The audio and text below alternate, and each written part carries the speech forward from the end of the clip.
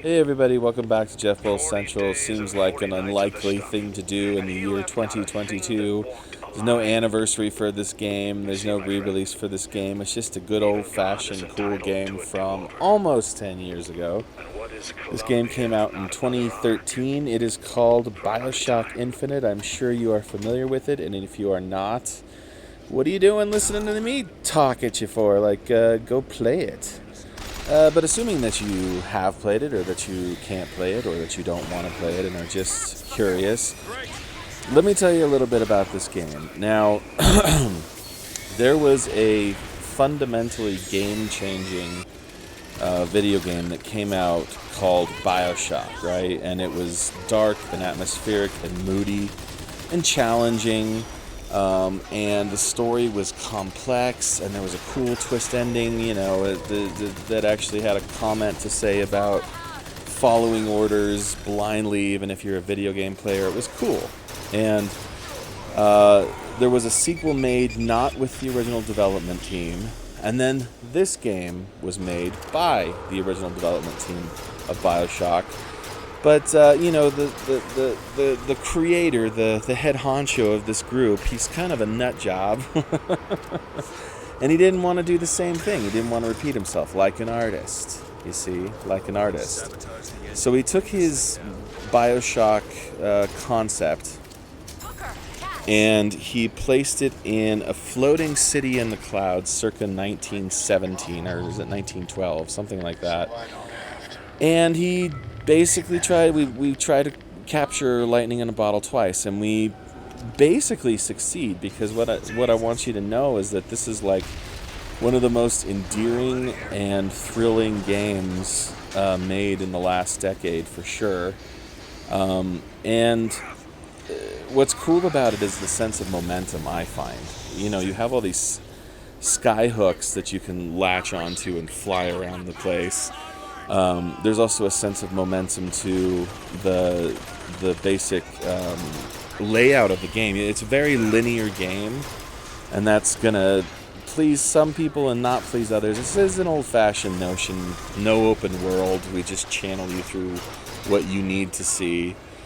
It's an old-fashioned notion by now, but it can still make for some really great storytelling. And the thing about Bioshock was that it was kind of it was this undersea world, and you went from one world, or one designated, tailored world, to a specific boss. Then you went to the next one, and it was all kind of different biomes. We call them these days biomes. And this one kind of eschews that. The other really cool thing about it is just the aesthetic. It looks like Main Street at Disneyland, floating in the sky at first. It's so idyllic and perfect, but it also addresses some really difficult themes that you don't often see video games for sure address. It talks about racism. It talks about imperialism. It talks about the domination and control of one group over others. It talks about sexism. It has a very wide field, and it's not afraid to criticize what was basically the United States of America at that time, nor United States of America or anywhere else really at this time that deals with that people are dealing with these things now. So for that reason, I place it slightly above Bioshock. Bioshock had some interesting things to say, but this one is kind of timely.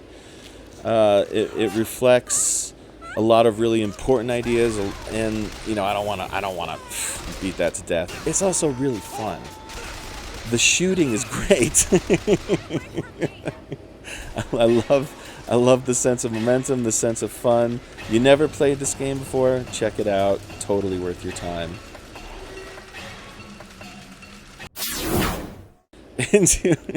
Do me a favor here. Let's try to compare two other things that are not really compatible.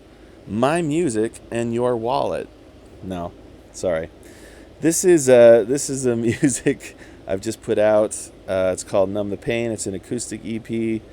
And yeah, you should stream it. It's on Spotify and YouTube and Pandora and iTunes and all sorts of cool places. You won't let you down.